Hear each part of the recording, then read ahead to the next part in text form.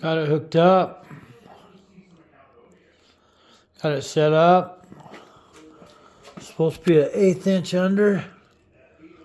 Definitely 1/8 under that. I think I got it.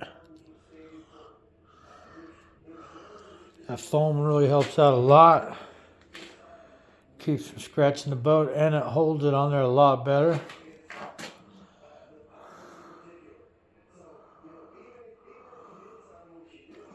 If I take it out to the lake tomorrow, I couldn't really get the fish finder to work.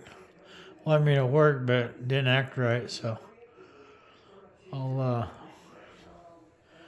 this is our crabbing setup. Gear in right there. This was all open. Butane, gas tank, my seat. Ready.